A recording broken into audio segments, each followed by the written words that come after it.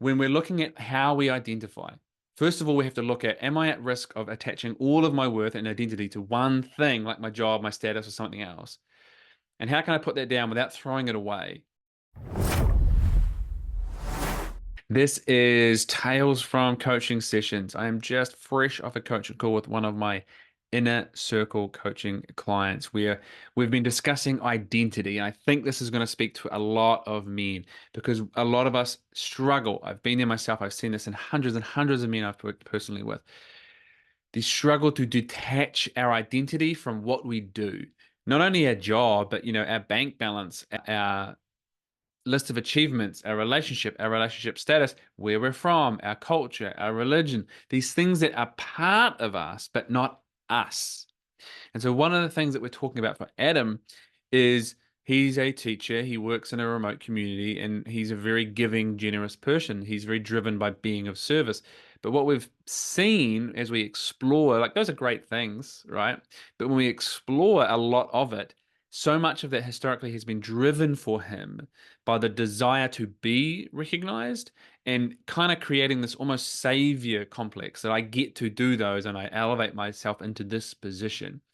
And so it's not serving him and it's not serving those people in the long run. He becomes very good at giving and helping. But to the analogy, if you give a man a fish, he eats for a day. If you teach him to fish, well, he can eat for a lifetime. And that was what a lot of Adam's, to cut it short, service and generosity and helping was helping in that short term, but not necessarily empowering and supporting people in the longer term.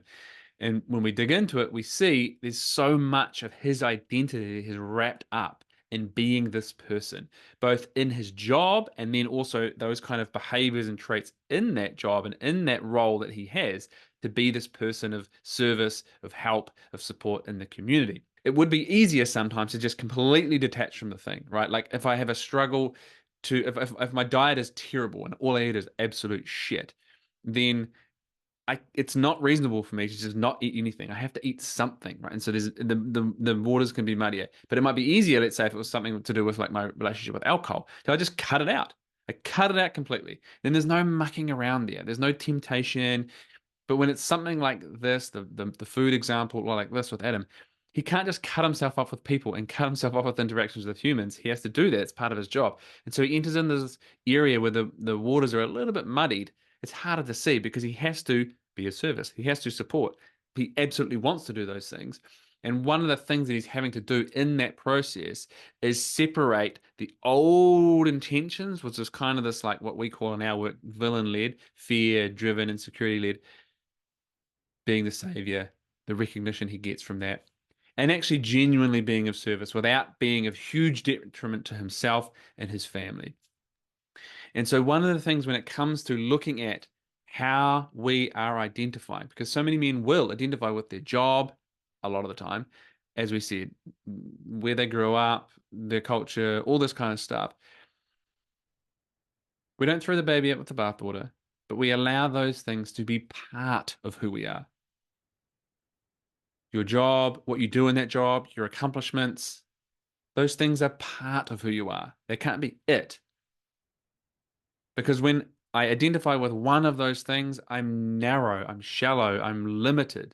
There's no depth, there's no flavor there. But when I can allow that to not throw it away, but be part of who I am. So for Adam, part of the work that we're exploring is he is absolutely this generous, caring, kind person who loves to be of service. But that's not all of who he is.